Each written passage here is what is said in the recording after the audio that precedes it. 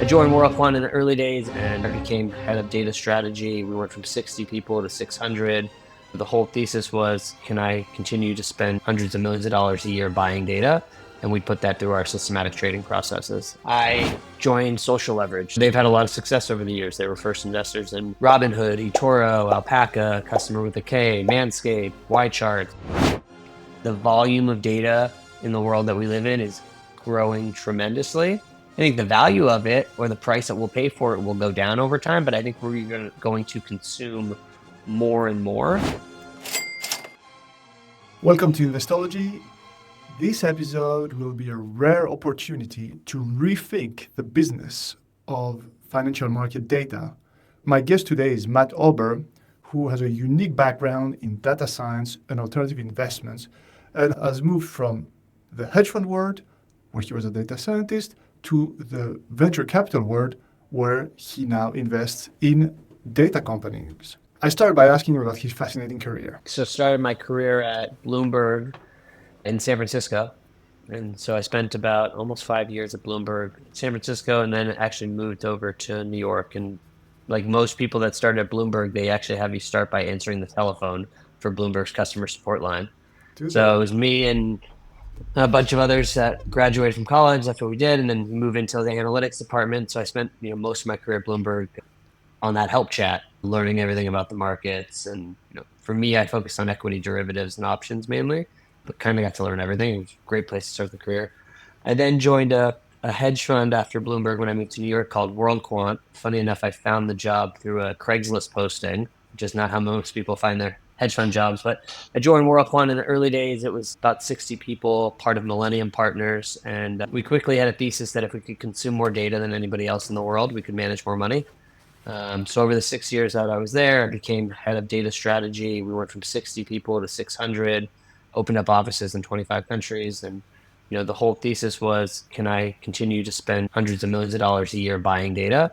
And we put that through our systematic trading processes. So everything from social media and sentiment to fundamentals to satellites, whatever it was, we kind of were using everything. Equities, FX, commodities. At the time, I also got to help start the WorldQuant Ventures team and invest in early stage startups with a partner there named Steve Lau, which was great because we got to back a lot of these data companies and technology companies. From there, I was recruited over to join Third Point, which is Dan Loeb's hedge fund, most known for activism, but they do equity credit, structured credit, and a good amount of private investments as well. And so I joined there as the chief data scientist.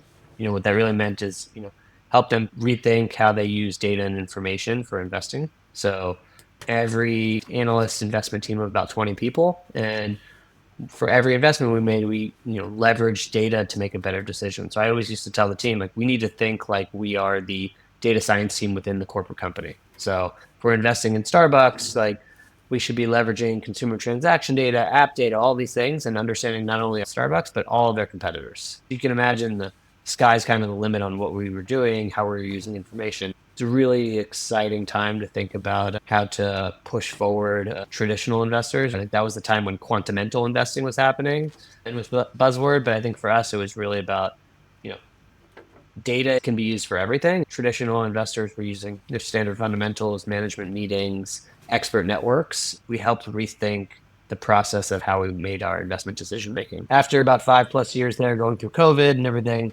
I joined Social Leverage. Social Leverage is a seed stage venture capital fund started by my partners, Howard Linson and Tom Peterson. Howard was the founder of StockTwits, which is like the Twitter for finance. And funny thing is I met Howard because I was the first consumer of the StockTwits data feed while at my hedge fund that I had joined in the quantitative space. We invested alongside them. I became an LP actually in their funds, and now I joined as a full partner. And so we do seed stage investing, fintech, and vertical SaaS companies. I spend most of my time on financial services, obviously, and a lot of data-driven companies. We get in at the earliest stages, so companies sub $10 million valuations. We're writing $1 to $2 million checks, taking the board seat and really helping them grow. And they've had a lot of success over the years. They were first investors in Robinhood, eToro, Alpaca, Customer with a K, Manscaped, YChart. So it fits really well with my own background and couldn't be more happy. Yeah, indeed. I can see that there's definitely a trail there from Bloomberg, which is kind of the OG, or at least that's how I say it in that word, to where you're at now and encouraging the young seeds. That's definitely really interesting as a career. And when you're not in the hedge fund world, you see data kind of as a commodity. You were talking about Worldquant and using more data.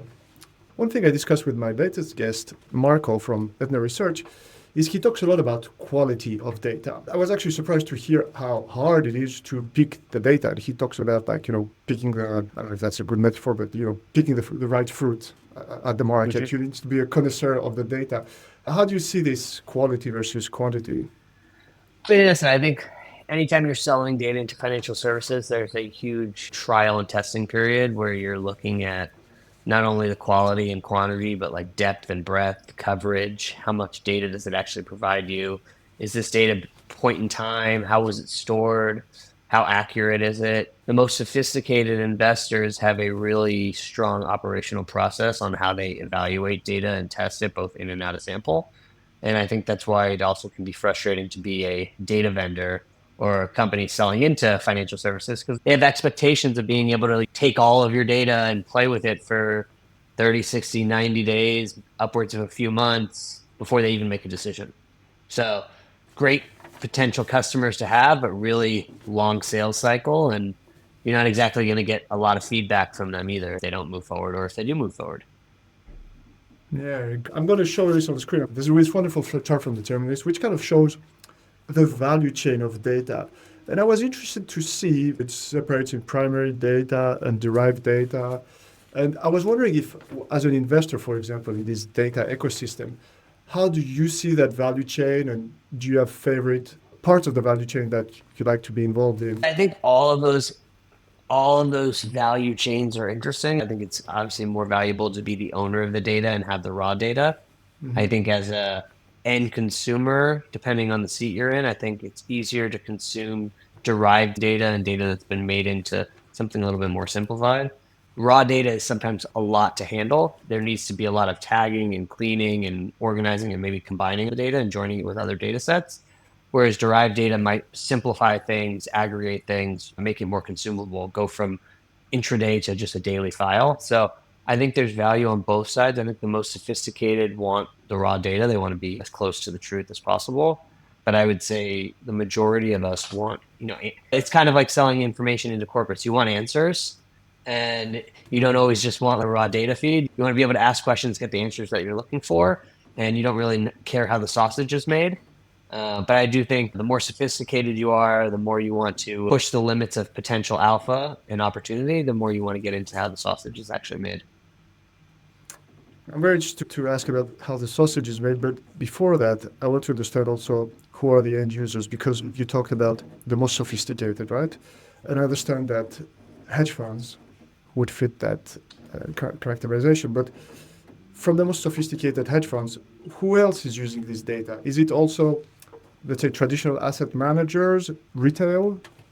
Asset managers, brokerages, I think you can sell data into the retail space. I think you have the brokerages and like a lot of financial services or financial media sites. And listen, I think you have also the corporations. Like we've seen, there's the investor relations and strategy teams across corporations. There's the consulting side of the world from like the Accentures and Bains and EYs of the world that are consuming information. I think when you're in the hedge fund space, everybody says the hedge funds are the most sophisticated. I think that there are different levels of sophistication in Yeah. hedge funds, right? You have quantitative hedge funds, you have long short guys, you have people that are somewhere in the middle. Even within the quantitative space, there's varying levels of sophistication, and that also comes down to how much money you have from an A perspective, like and how much you can spend on personnel, technology, and compute and data. So I think it's a whole industry in itself to really get up to speed on who the players are and what their sophistication levels are. Yeah, right. No, but at least I now understand better the spectrum. There's a lot of different players, lots of different sophistication. And now, what I would like to try to understand is the provider side, because those are not names. Many of the names that you mentioned quickly like that, I've heard of, but there are some big household names which I would typically recall. Can you give us some examples or go a bit more into details on some of them? I don't know if you want to pick StockTwits or something else. How does it work? What kind of data they provide?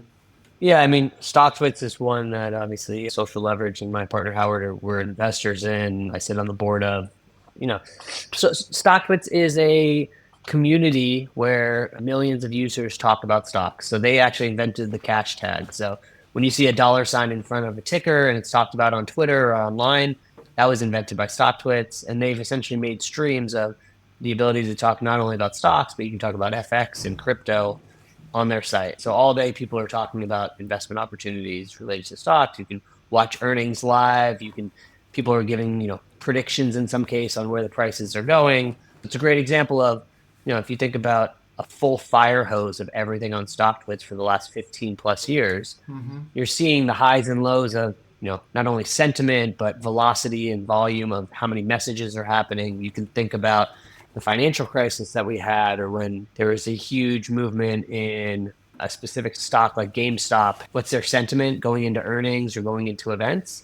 And then how do you take that full fire hose? Can you consume all of it? And you want to look at all of the text and use natural language processing or AI to really dissect that information? Or do you want to take more of an aggregated feed of it where it's just every day you get a ticker, number of messages that were sent, positive and negative sentiment on those messages, and then maybe some other metadata points. Maybe that's a little bit easier to consume.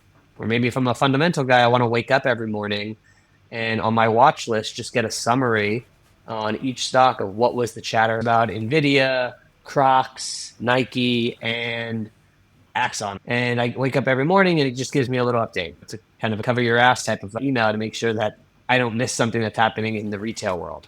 Got So it. that's a good example of something that's probably more relevant to quants, but also, the more fundamental guys are paying attention to all data sources. Understanding what the retail environment thinks is very important, especially for consumer and TMT names. So that gives us a good overview of where the data comes from. And from a business perspective, if we follow this example, they started as a community and then they realized, oh, we can sell that data, or how did it work? How do we go from I think community it's, to data? similar to think about just like Twitter, right? You have a lot of people online talking. You're obviously advertising is an opportunity. You can have premium subscriptions. And I think just like on Twitter, like people want access to a raw API fire hose.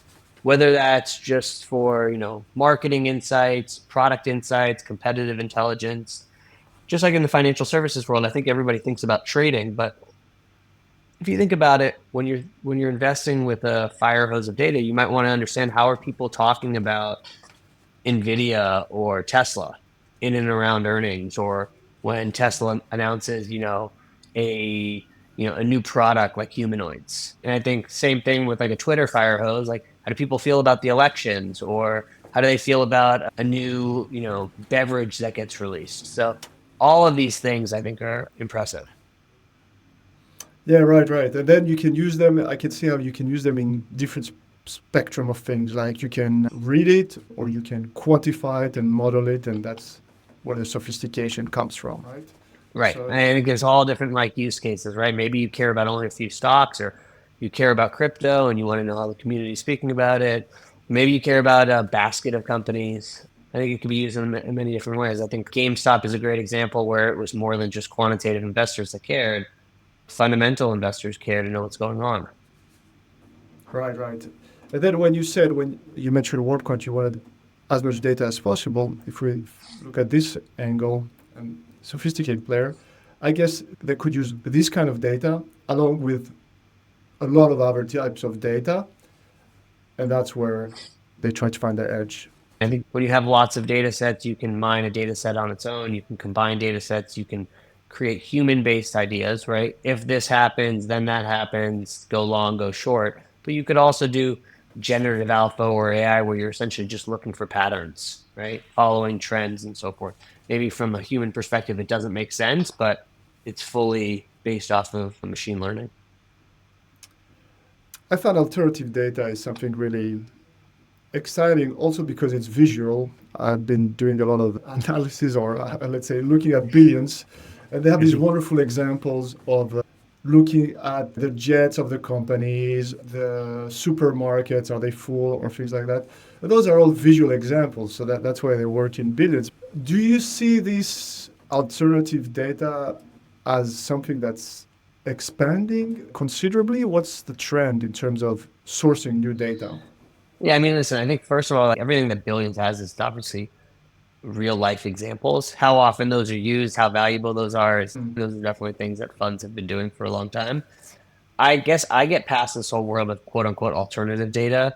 I think it's just data, right? Mm. Data on automobiles, is that alternative to the automobile sector? No, I mean, maybe because hedge funds are using Carfax data that S&P has, maybe it's alternative, but not really, because at the end of the day, it's just a data set that people in the auto space think, is extremely valuable. I think it's only expanding. I think the volume of data in the world that we live in is growing tremendously. I think the value of it or the price that we'll pay for it will go down over time, but I think we're going to consume more and more. And, I think every day a company is built or new technology is built that has data and data exhaust. And, you know, there's somebody tracking the performance of that industry or that sector or, that new product. It's just building more and more data that we want to be able to consume and make sense of.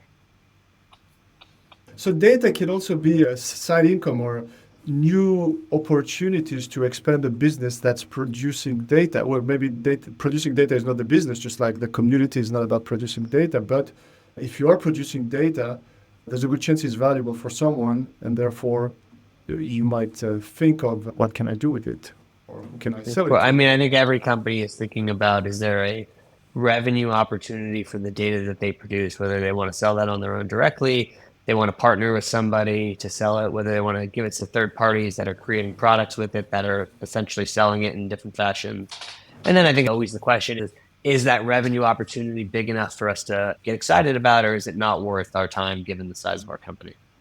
So you would say that's something fairly common. It depends on the type of company, but that's something that many companies would have in mind. And who would be in charge? Is there an data officer or something like that? I think some of the How, larger companies have those chief data officer roles, and it could be under the new business side. It could be a division that's spun up. It kind of depends on the business and the company. I think a lot of companies don't actually even want to sell data, but they get approached by third parties that are looking to build a data product with what they have from a raw data perspective, and will take on that fully outsourced. And companies will dip their toe in the water and see if that's something that's actually valuable. right. So the picture you're painting is much wider than the very basic picture that we can have from a retail point of view, where data is whatever comes from the stock market. And in fact, whatever comes from outside is not even alternative data. Well, it's less commonly used data, it's more niche data, but we all put it in the same kind of data bucket, let's say, from a user perspective. Yeah, I mean, listen, I think that there's the traditional data you need to be an investor or be a professional investor, right? Whether that's fundamentals or price and volume. And then I think there's everything else, right? And I think it just kind of depends on what your focus is, what your strategy is, what you consider your edge. But I think in the world we live in, how can you invest in Starbucks as a professional investor and not look at consumer transaction data, right? Starbucks' business is built around the Starbucks app, right? And so if you don't have access to that data or you don't have a team that can analyze that Yeah, type of data, you're kind of investing blind. So how do you go back to your investors and tell them, we're a big investor in Starbucks, but we never analyze consumer transaction data, or we don't believe in looking at app data? I just think it's kind of being not up to yes, speed on where the world is. got it. The If you information's there. You shouldn't have an excuse on why you're not looking at it. so that's also, in this super competitive hedge fund space, can data still be an informational advantage? I think there's still informational edges. I think there's still everybody's using data in different ways. A quant's using it different than a fundamental guy, that's different, using it differently than maybe somebody that's an activist. I also think that there's a lot of sources of data. Some data is garbage, some isn't. That being said, if a lot of people are using the same garbage data set, you almost sometimes have to have that just to understand why the stock price is moving, even if you don't think it's a good data set, because others on the street are using it.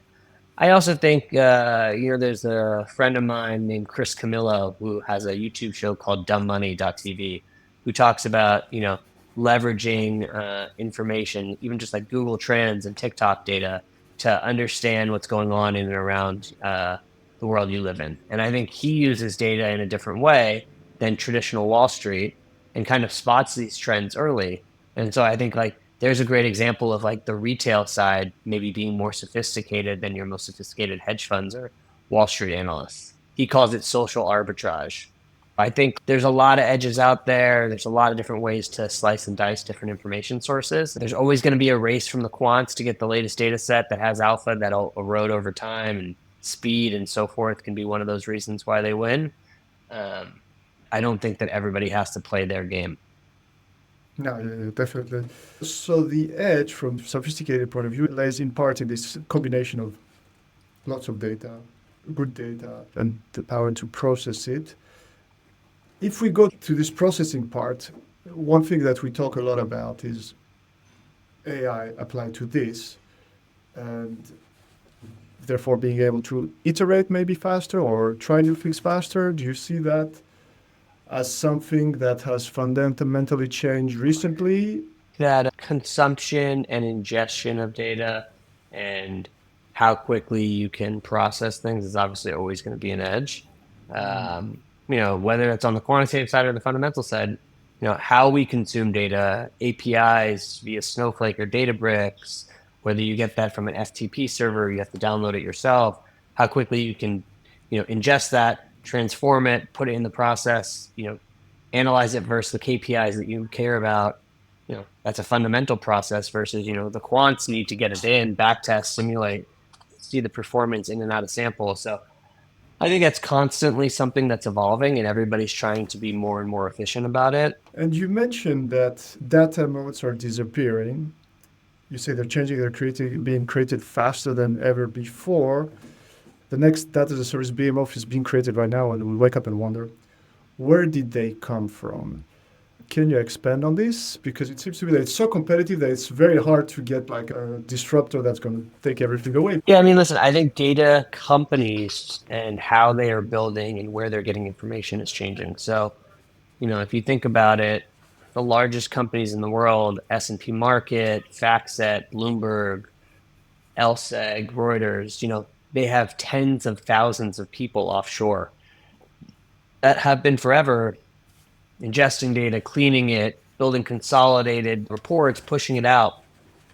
With where technology is right now from an AI and compute perspective, we can build these type of data sets, fundamentals, for an example, with so much less manpower, right? We can give there's so many more tools to do this quicker, faster, more accurate. And so I think, we're going to wake up in the next few years and there's going to be real competitors with really accurate, really interesting data sets that can go right up against the biggest companies in the world. And maybe they acquire them and that just becomes their tech and they're able to reduce their own headcount and they're going to be more profit per person.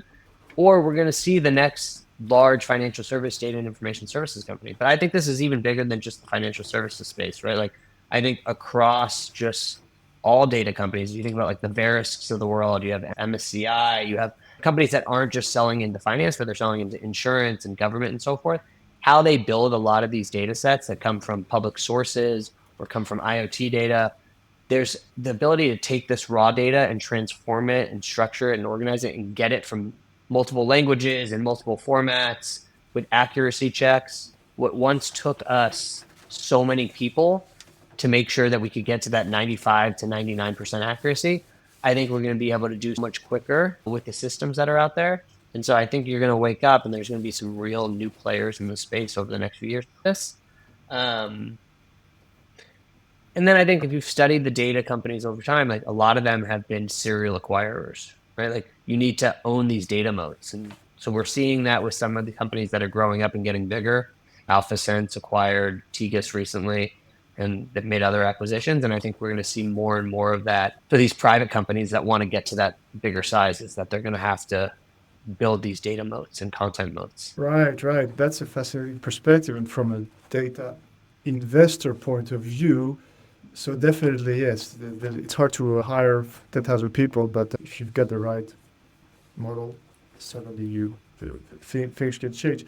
But those, if you look at the incumbents, though, and we mentioned a few like NSCI, etc., one thing that seems to count a lot is the branding and the marketing. But again, if you look at consumer products, there's brands that have been eroded very quickly. I mean, listen, breaking into the index world of S&P, MSCI, FTSE Russell is definitely hard. I think you've seen Selective have some success and is becoming more of a brand name.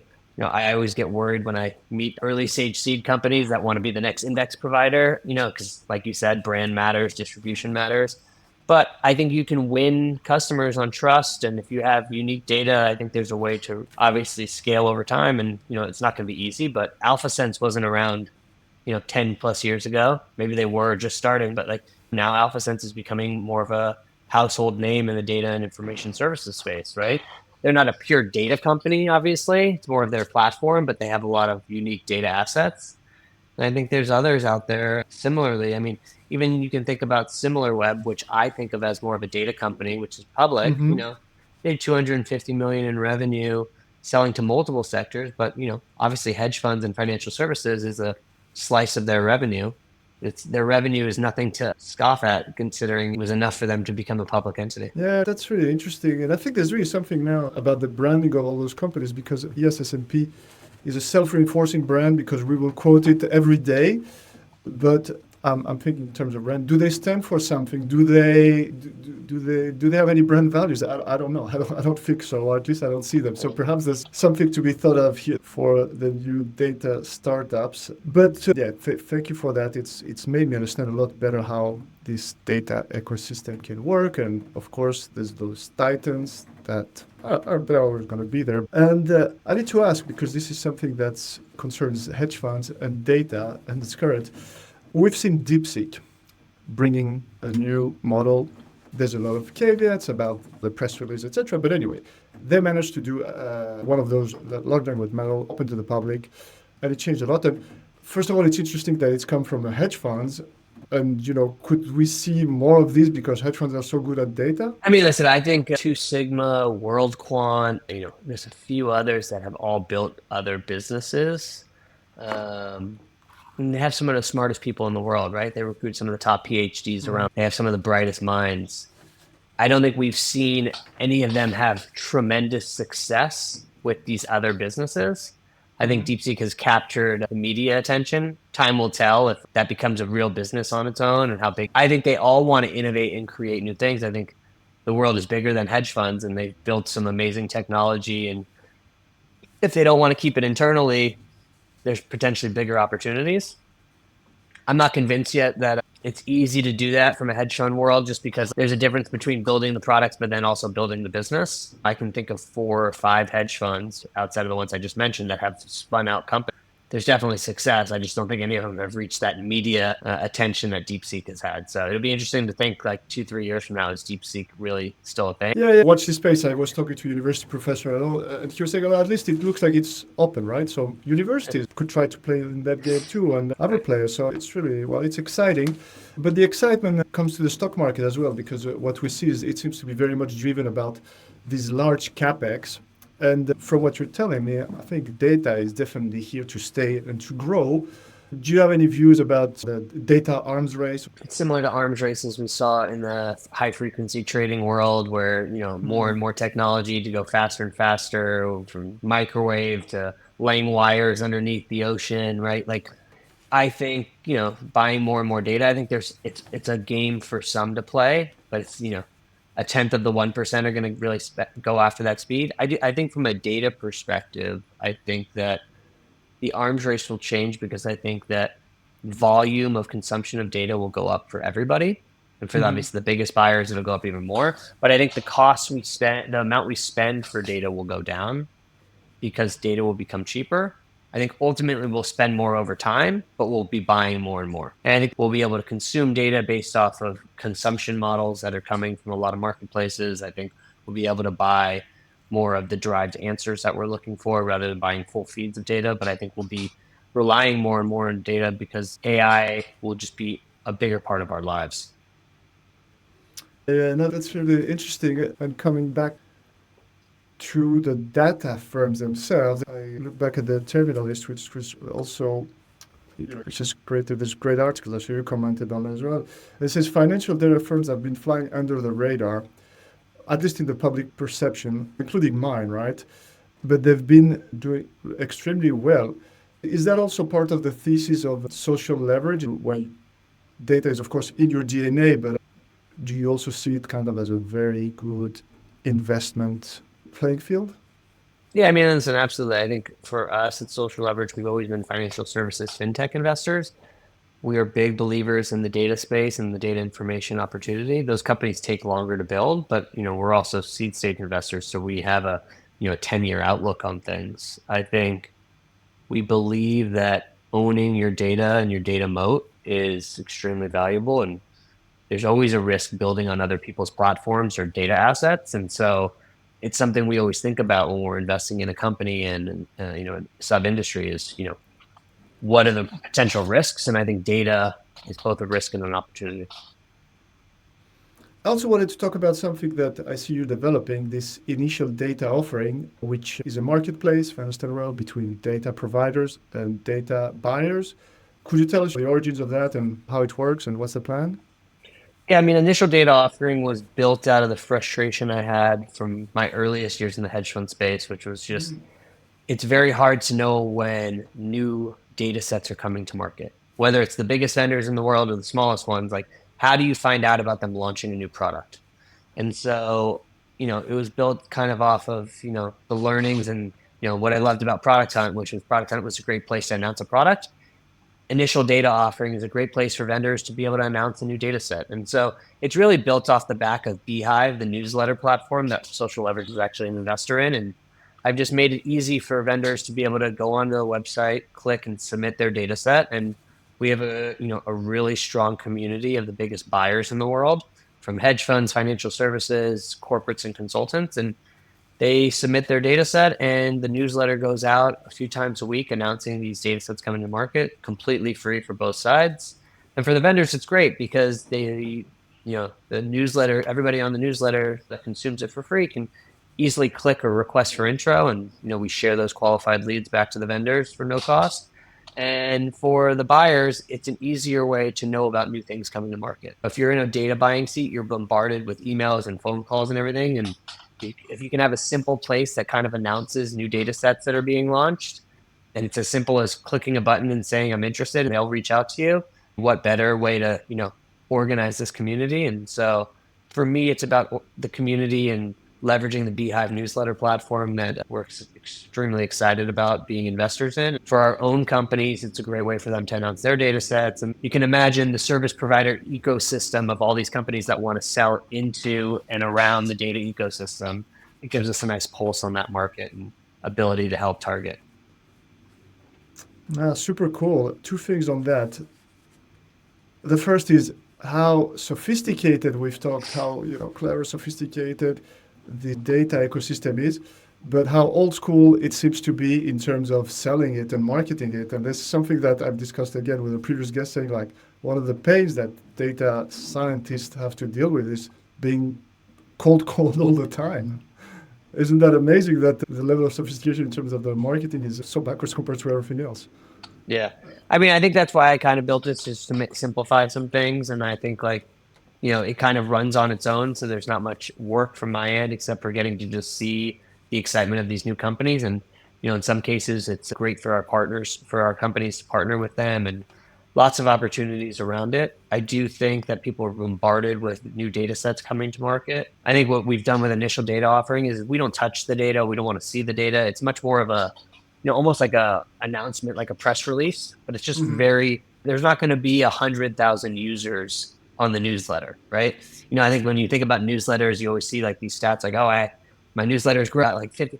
This should never be more than a few thousand people, right? Because how many people in the world are buying data as part of their day job as the most important thing? Obviously, the largest hedge funds, you have a lot in the corporate and consulting side, but it's a very focused group. And obviously a lot of signups we get from people that just work in and around the space at the big shops and a lot of the startups there. And then I think it's a great community for service providers if they were looking to get in front of these data vendors, right? You can imagine the biggest cloud providers like to be able to see all these vendors there, to be able to offer them services, or maybe a web scraping services, or maybe it's, any services that you'd want to sell into the buyer's world, right? So it's an ecosystem on itself, but I think at the end of the day, it's really just a showcase of how you use this newsletter platform from Beehive. Yeah, that would be my second, and we're getting towards the end of this conversation, but how amazing that as a venture capital, you also think in terms of all these synergies, and also initial data offering is not a business, but anyway, it's an entrepreneurial way of doing things. So I don't know if it's just a specific coincidence or if it's kind of the ethos of the company. Yeah, I mean, listen, I think we kind of believe in social leverage that we should be helping our companies, right? It goes more than just giving them money. Talking to them regularly and thinking about how we can really drive their business. I think if I have this community that I can build that's based off the background in the area that I like investing in, it provides so much value to the companies we have. The people I meet through it that I get to speak to and connect them to the other partners in the ecosystem. Social leverage is about leveraging our social network. That's what it's always been about. Our LPs, our founders, our broader network of friends and family around. We love eating our own cooking. We like to say, like, how great is it if you can use the products of the companies you're investing in, whether that's Beehive or we invested in a compliance technology company called Archive Intel, or I use FinChat for my investment research, which we're investors in. So it's like you can use your own products, you can speak more intelligently about them, you're passionate about it. Yeah, that makes perfect sense, and you're the perfect example of that. To finish off, I'd like to ask this, what I call the fantasy fintech question. If there's no constraints, no hiccups, etc., can you paint the big picture of how the data will be used, or the future of data in this investment management space? I think we're going to see hedge funds that are built with a couple people managing billions of dollars now, leveraging AI and data. I think the world of data is changing, where we will be able to consume data from consumption-based marketplaces, similar to like Carbonart that's being built and others that are out there, where you won't have thousands of data relationships. You'll have one pipe and you consume what you need when you need it. And I think the tools will allow all of us as humans to really rethink what our day-to-day job will be. The efficiency we're getting from some of this artificial intelligence technology will allow, fundamental investors to really just, be creative and do 10x more, because we don't have to read as much. We don't have to build our models as long. Like, all of these things will be enhanced. And so I think the future will be really exciting to think about how much more creative thinking we can do, because the efficiency of technology dealing with the operational burdens will be much more simplified. It reminds me of the answer to a similar question that Greg Zuckerman, the author of the book about Jim Simons, answered. Says, he welcomes more efficiency and more data in our life. Maybe just a very quick last one question, because I'm interested in this hedge fund space. It seems to me like hedge funds are a bit of a bad rap at the moment. If we see, in the alt space, their market share is kind of going down compared to other private equity, private credit.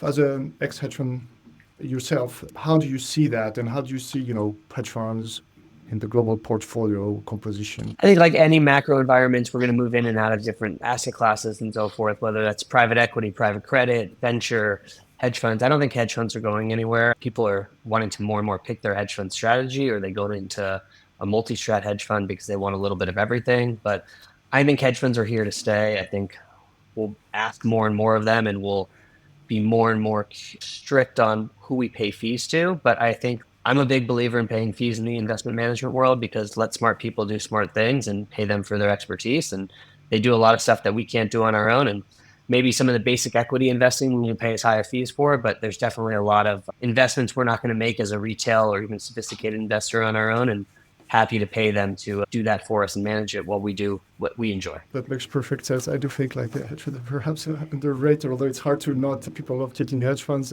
If one day the market starts correcting, maybe people will stop wanting beta, and therefore will rediscover the asset class. But I don't want to hold you. It's been a wonderful, wonderful conversation. Thank you so much, Matt. And we will put, of course, all the links, because there's so many things we discussed about social leverage, the portfolio companies, mattober.co, your newsletter, where on Beehive, where a lot of things come from. So you'll find them in the description. And Sean, thank you very much, Matt, for your time. Thank you. I appreciate it. Thank you so much for watching this. Let me know what you think about it. My name is George Aliferis. I run Oramado TV. we can help you with your podcast, which specialized in complex industries. If you want to just show your support for this podcast, please give us a thumbs up on YouTube. And if you're listening to it, leave a review on Apple Podcast. That will help a lot, the discoverability of the podcast. Thank you, and until next time for another episode of Investology, where we rethink investment management.